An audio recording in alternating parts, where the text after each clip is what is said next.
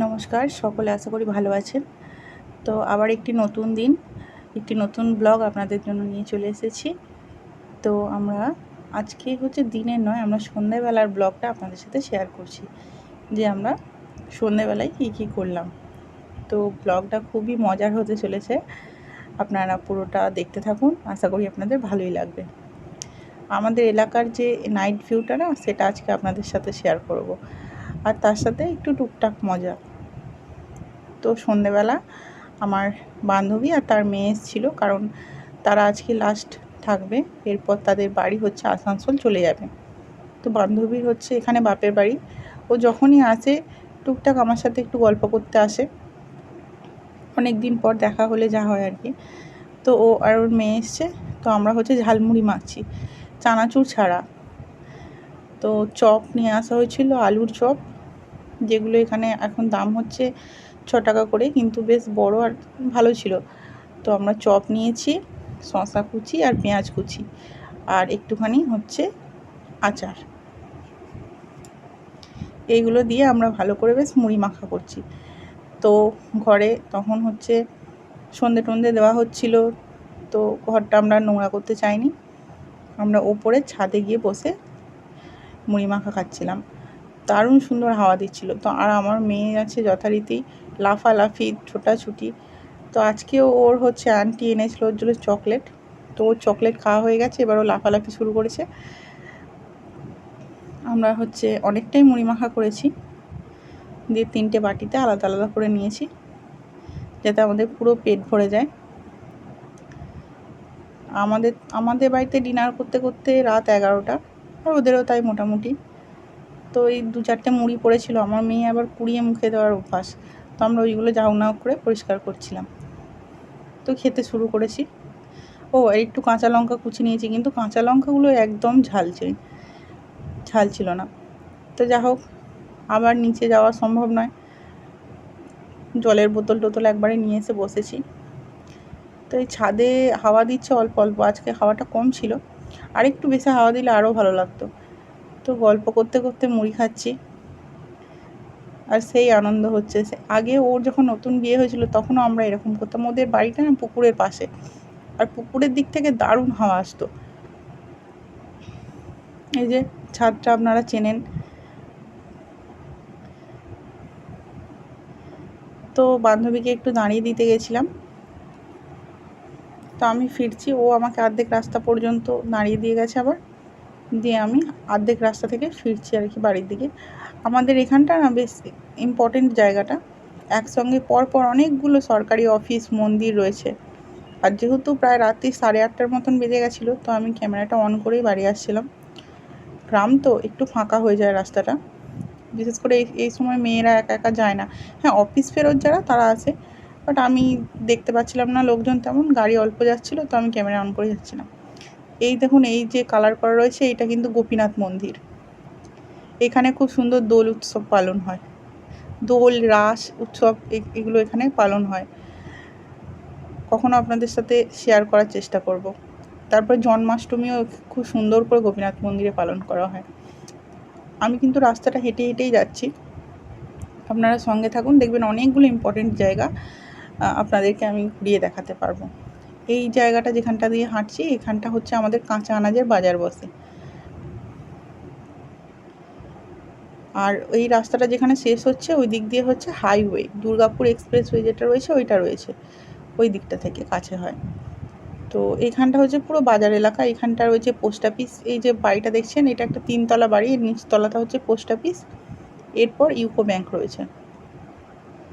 এখানটা পুরো সকালবেলা যদি আপনাদের কখনো দেখাই, বুঝতে পারবেন এখানটা পুরো জমজমাট থাকে। মুদিখানার দোকান, বাজার, মিষ্টির দোকান, কাঁচা আনাজ, মাছ। আচ্ছা, এই যে বাড়িটা রয়েছে, এটা একটা 3তলা বাড়ি, এর দোতলাটা রয়েছে ইউকো ব্যাংক, নিচতলাটা মিষ্টির দোকান, কাপড়ের দোকান, এইসব। এইখানটা একটা 3 মাথার মোড়। তো এখানটা আমাকে দাঁড়িয়ে ভালোভাবে দেখে নিতে হবে। এই রাস্তাটা আবার স্টেশনের দিকে চলে গেছে। এই রাস্তার দুই পাশেই কিন্তু বাজার বসে, আর ওই দিকটা মাছ বাজার, কিন্তু ওখানে অনেক লোক ছিল বলে আমি ক্যামেরাটা অন্যদিকে ঘুরিয়ে নিয়েছি। আপনাদেরকে সবজি বাজার আর মাছ বাজারটা অন্য একদিন ঘুরিয়ে দেখাবো দিনের বেলা, যেদিন লোকজন থাকবে। তো তো এখানে মোটামুটি খাবারের দোকান, জামা কাপড়ের দোকান এবং সবই আছে, কিন্তু আমাদের দিকটা না একটু তাড়াতাড়ি দোকানগুলো বন্ধ হয়ে যায়। মোটামুটি 9টা 9:30টার মধ্যে সব দোকান বন্ধ হতে থাকে। এইটা আজকে 8:30টায় বন্ধ হয়ে গেছে, কারণ এই ভিডিও ক্লিপটা যেদিন আমি নিয়েছি সেই দিনটা হচ্ছে বৃহস্পতিবার ছিল, তো ওই জন্য আর কি দোকান বন্ধ হয়ে গেছে। আচ্ছা, এই জায়গাটা হচ্ছে আমাদের লাইব্রেরি, পিছনের যে দোতলা বিল্ডিংটা রয়েছে ভালো করে দেখা যায়নি, এটা জয়চণ্ডীতলা। এটা হচ্ছে মন্দির, জয়চণ্ডী মায়ের মন্দির। এই মন্দিরটাও কিন্তু জয়চণ্ডীর পুজো হয় বছরে একবার, তখন খাওয়ানো হয়।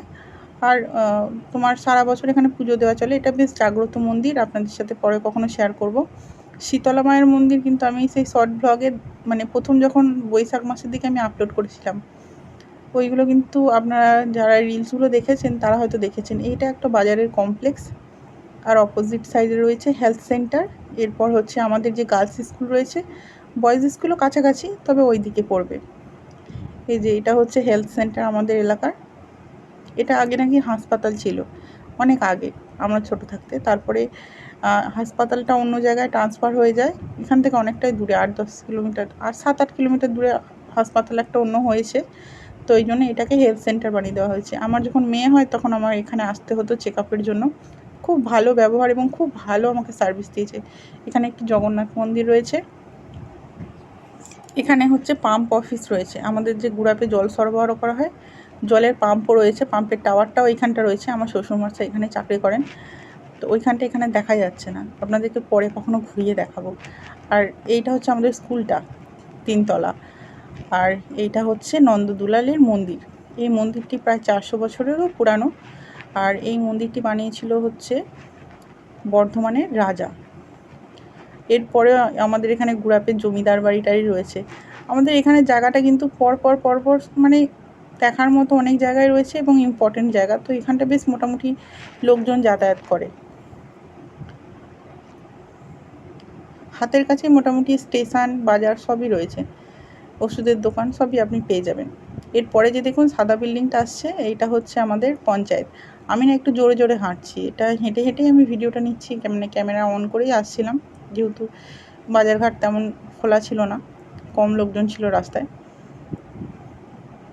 এটা হচ্ছে আমাদের পঞ্চায়েত। পঞ্চায়েতের ভেতরে ডেকোরেশনটা খুব সুন্দর, কিন্তু আর এইগুলো না সব সরকারি কোয়ার্টার, জানেন এখানে অনেকগুলো সরকারি কোয়ার্টার আছে। ওই যে দিকটা জগন্নাথ মন্দির, ওই দিকটাতেও রয়েছে। ওইখানে যে আমাদের বয়েজ স্কুল রয়েছে, ছেলেদের স্কুল, সেই সমস্ত টিচারদের জন্য ওইদিকে কোয়ার্টার রয়েছে।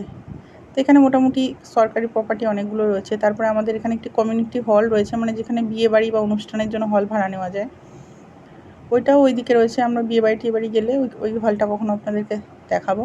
আচ্ছা, এইটি একটি শিব মন্দির, এর পরেও একটি শিব মন্দির রয়েছে। আর একদম আমাদের বাড়ির সোজাসুজি একটি জোড়া শিব মন্দির রয়েছে, ওটা জোড়া মন্দির তলা বলে। এই বাড়িটাও হচ্ছে আমাদের এলাকার একটি জমিদার বাড়ি। এই শিব মন্দির রয়েছে। আচ্ছা, ওই পিছনের বাড়িটা, এটাও একটি জমিদার বাড়ি। আচ্ছা, এই জমিদারটা কারা সেটাও বলি আপনাদের সাথে।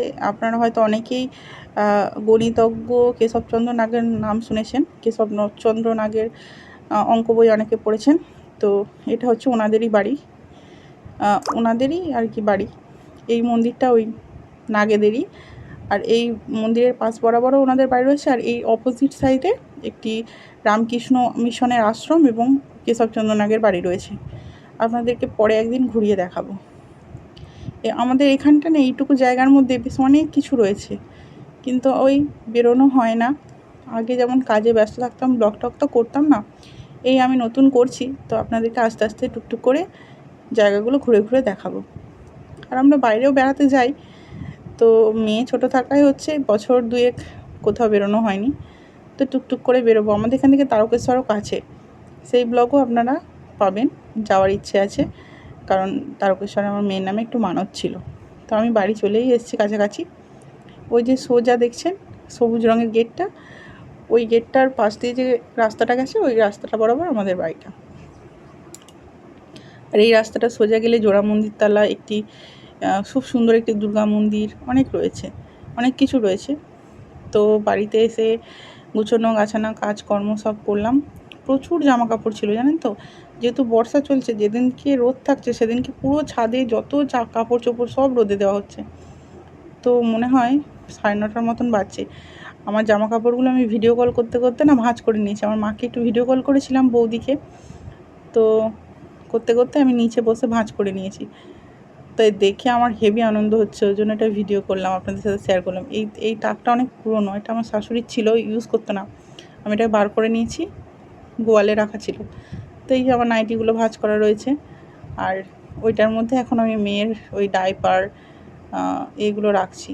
মেয়ের এই কাঁথার ন্যাকড়া, ডাইপার এগুলো রাখার জন্য আমি একটা আলমারি কিনেছিলাম, কিন্তু সেটা কিন্তু ইউজ করতে অতটা সুবিধা হচ্ছে না। বাট এই তাকটা লোহার, তো এটাতে বেশ সুবিধা হয়। তো আজকে যাই হোক, বিছানার চাদর, বালিশের কভারগুলো পাল্টানো হবে, তো এই জন্য এটাকে সরিয়ে দেওয়া হয়েছে, চাদরটাকে। ওকেও ঠাম্মি একটা পুরনো ফোন দিয়েছে, ওইটাতে বসে বসে একটু গান শুনছে। আমরা যখন কোনো কাজ করি তখন ওকে একটু গান চালিয়ে দিই, নাহলে শুনবে না। আর এসিটা না ক্লিনিং করতে দিয়েছে, এসি ক্লিন করে গেছে, তারপরেও ব্লিঙ্ক করছে, তো ওটাকে হচ্ছে অটো ক্লিন করতে দিয়েছে।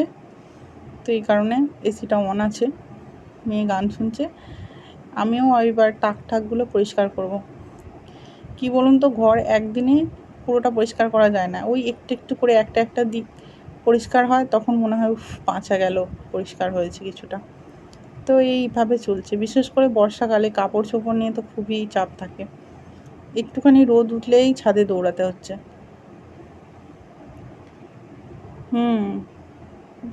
9:30 উপরে হয়ে গেছে। মেয়ে বাইরে খেলা করছে, মেয়েটাকে ধরাধরি করছি, এখানটা একটু গুছিয়ে রাখি। এটাই হ্যান্ড স্যানিটাইজার আর টুথপেস্ট এখানটা থাকে, আর এখানটা আমাদের নিচেটা বেসিন রয়েছে।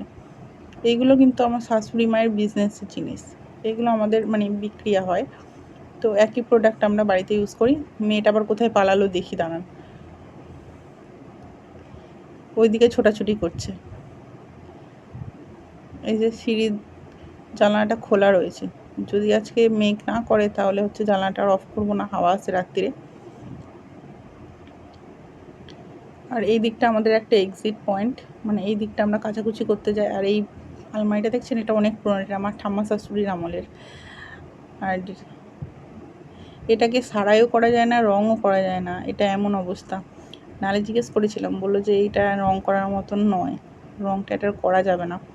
তো যাই হোক, এখানে বালতি টালতি, জুতো, সিঁড়ির তলায় যা যা থাকে আর কি জিনিসপত্র রয়েছে, এগুলো একদিন গুছোতে হবে। মেয়েটা কোথায় পালালো দেখি, দাঁড়ান।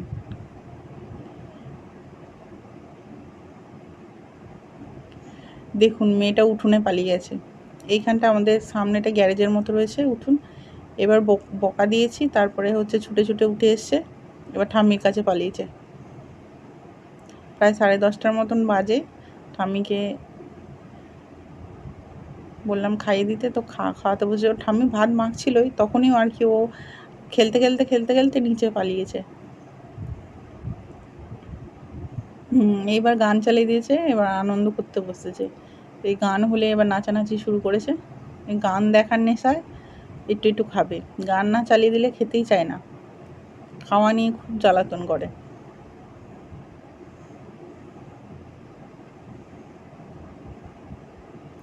ওর ঠাম্মি বাড়িতে থাকলে বেশ খাইয়ে দেয়, সুবিধা হয়। রাত্রিটা ঠাম্মির তো থাকেই, দুপুরবেলা কোনো দিন থাকে না হয়তো, ওই দিন আমার খুব অসুবিধা হয়, খাওয়ানোটা ওকে খুব কষ্টের ব্যাপার। যাই হোক, আশা করি আপনাদের ব্লগটি ভালো লাগবে, আর আমাদের সাথে থাকুন, চ্যানেলটি অবশ্যই সাবস্ক্রাইব করুন, আরও নতুন নতুন ব্লগ দিতে থাকবো, আরও আমাদের আশপাশটা আপনাদেরকে ঘুরিয়ে দেখাতে থাকবো। অনেক ধন্যবাদ।